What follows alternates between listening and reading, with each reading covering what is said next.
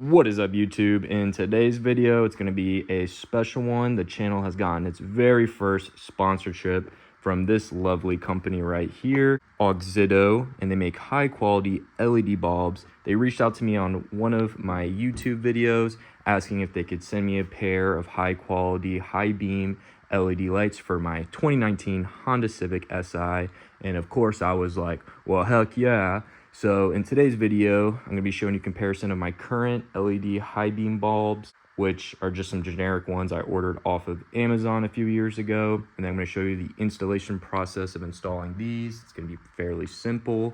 And then we'll do a test drive comparison afterwards, showing you the quality of the LED high beam bulbs they sent me. So let's get straight into it, and we will show the first comparison of the current LED high beams I have currently installed. And here we are on a backcountry road currently. These are the low beams.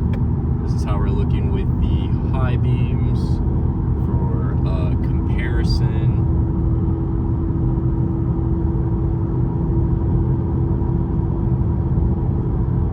Now let's get into the installation. And if you didn't know, this light is your high beam. This is your low beam, this is your turn signal. So if we go into the engine bay, here is the high beam, right down here, there's your low beam. So it's definitely easily accessible. Has this blue pigtail right here on my Si model, which is a good indication of what light you should be changing. And if we swing around to the driver's side, same thing. Here is the high beam, low beam, and then the turn signal is tucked into here. And we have this blue pigtail connection we're going to be disconnecting on both sides. All right, first up, we're going to be replacing the passenger side light. So I'm just going to hold down on this tab right here to unplug it, and then just reach into here, turn that, I'm just spinning it, and then you can remove it, and it's that easy. Now we'll go remove the other side. So you do the same thing on this side, push down on this clip to unplug it, and then reach down in here, twist it to unlock it, and then we can simply just pull it out. And me personally, when I'm unplugging any electronic on my vehicles, I like to take some dielectric grease like this and just put a little bit on the connection points, and that just helps prevent any corrosion from occurring over time and makes it easier for installing new lights in the future. And we're just going to do that to both of these connections. And you just need a thin layer of the dielectric grease. Here's the box. I just wanted to show you guys unpackaging it, and here's the part number for the ones they sent me. So if you want to use my affiliate link in the description to order a pair of these for yourself, here's the part number that you can reference on their website. And by doing so, you are supporting the channel. So I appreciate anybody that decides to do that. It's a pretty nice box, just showing you some information about the product. Some clear stickers right here. Just go ahead and slice that for a satisfying box opening.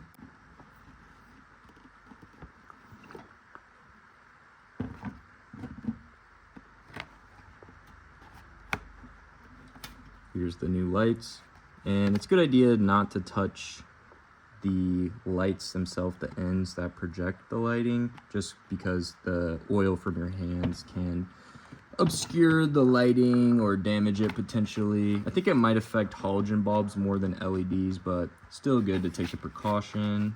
And then looks like they provided some hardware, got some zip ties, some rings. These are weather rings, it looks like, but they give you an extra set. That's probably just to keep out water. So that's pretty cool then. And a little Allen key. Not sure what you would use that for. Maybe other vehicles require it, or it's maybe something to adjust on the lights themselves. Got a user manual with step-by-step on how to install the lights. So that's nice they provide that. And then they also provide a pair of gloves. That way you don't get the oils from your fingers on the lenses. So that's also nice that they provide that. So we'll go ahead and put these on. They're a little small for me, but I have pretty big hands.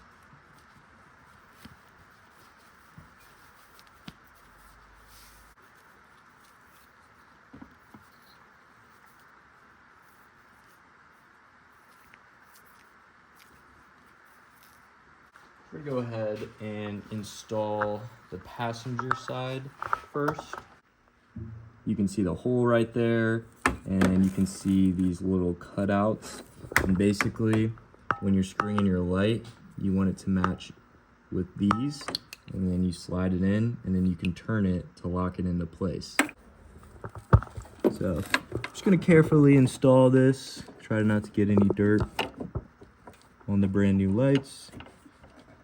Slide them into place, and then I just turned it to the right slightly to lock it into place. And then we're gonna go ahead, plug them in like so, and then I'm just gonna tuck the wires in, that way they're not rubbing on anything. And you could also use the zip ties they provided to secure these wires down to something nearby as well. And I just slid the box up right here into this area right here. Can't even see it anymore, and that'll help it stay more protected. And then try to see if I can find a nice spot for the pigtail as well.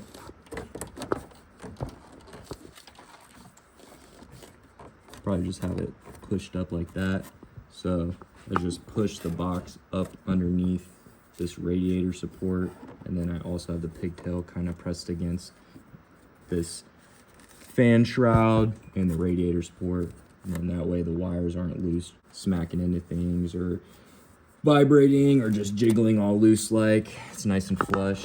And then you can see now we're on the driver's side. You can see the hole right here. Same thing.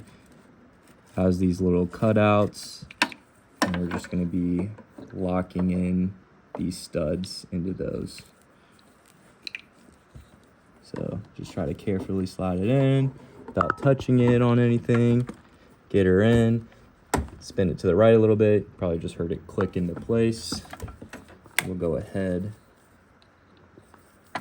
plug it in, and we'll try to find another place we can set these boxes. So I was able to just kind of put it down into this crack right here, and then take the pigtail and just put it into here like so.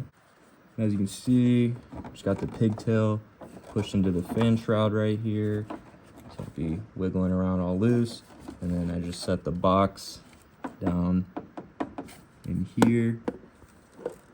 You can see it.